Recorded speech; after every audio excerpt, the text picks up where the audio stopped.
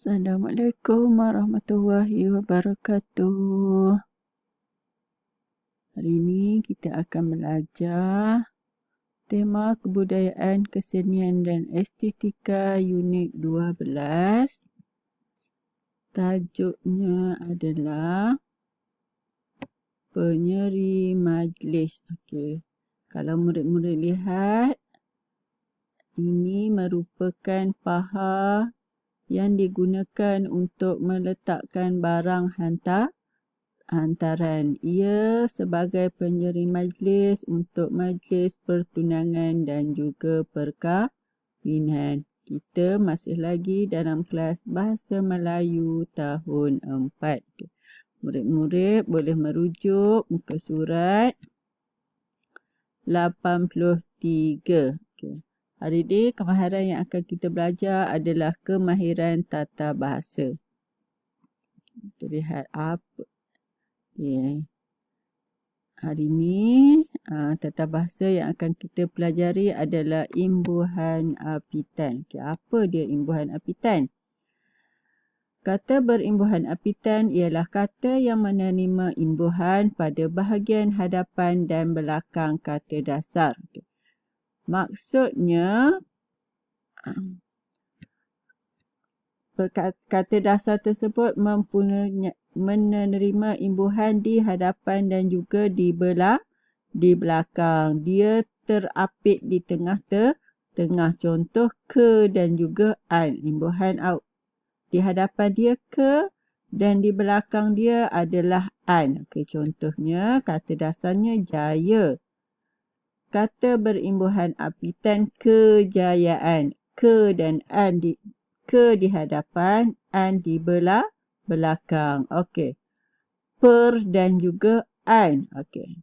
Imbuhan per di hadapan, imbuhan an di belakang. Contohnya adalah persekolahan. Kata dasar dia adalah sekolah. Imbuhan yang diterima di hadapan per, yang diterima di bahagian belakang adalah an. Jadi persekolahan. Okey, kita lihat contoh di dan juga kan.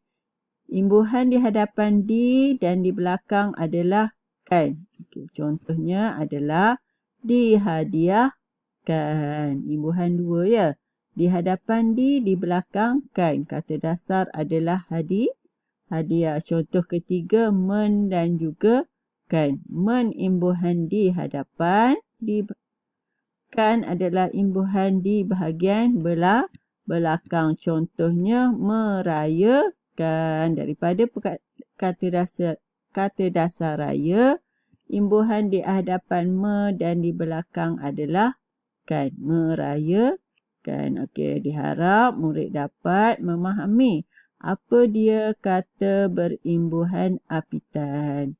Kata dasar yang menerima imbuhan di hadapan dan juga di belakang. Diterima dua-dua, hadapan dan juga belakang.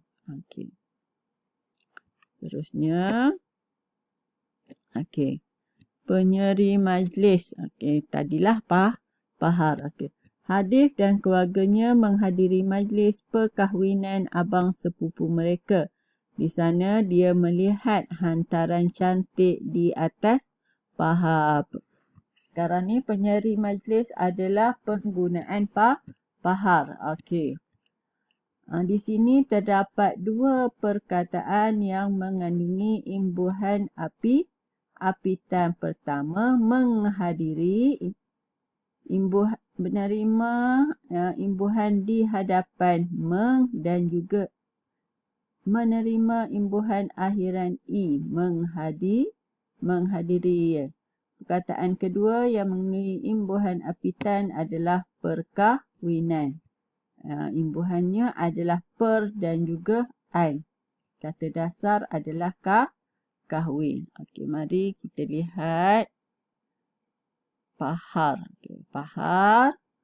Pahar merupakan alat yang digunakan untuk meletak barang hantaran. Pahar yang ni adalah pahar tembaga. Paha tembaga ni lebih berat berbanding paha yang daripada besi biasa. Okey, daripada aluminium. Okey.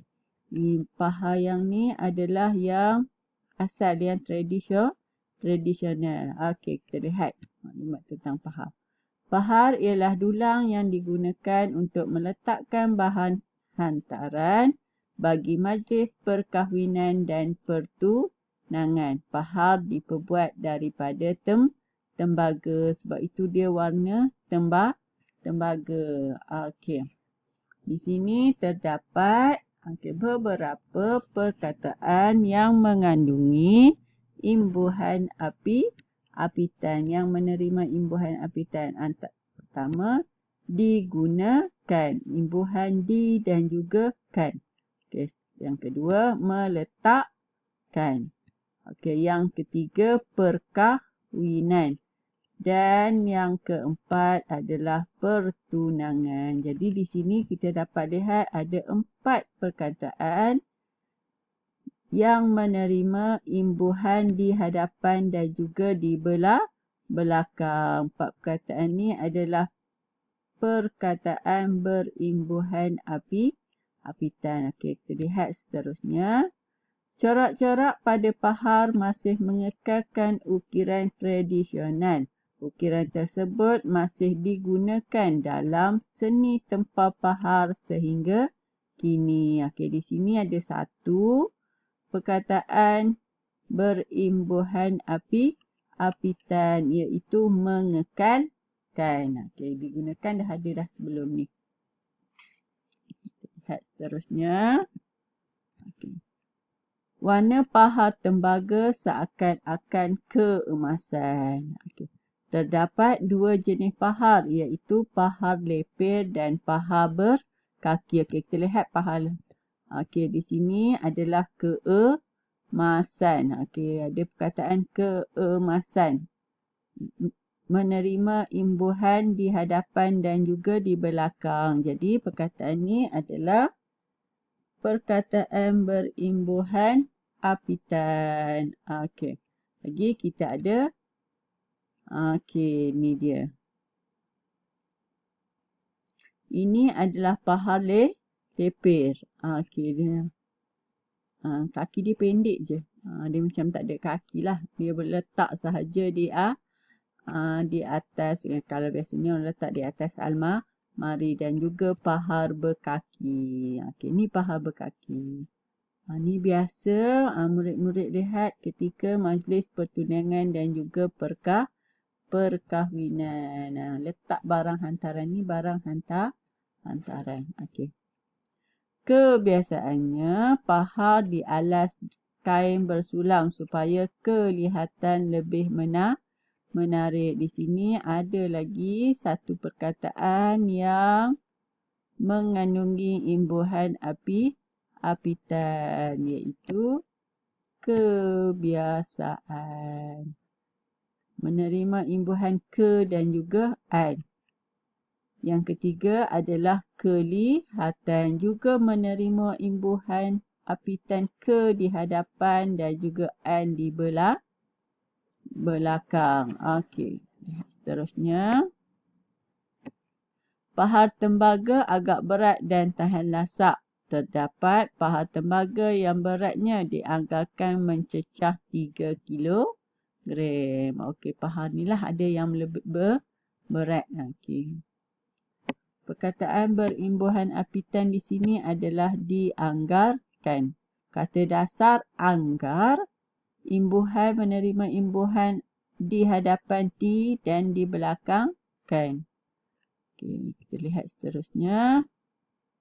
Okey.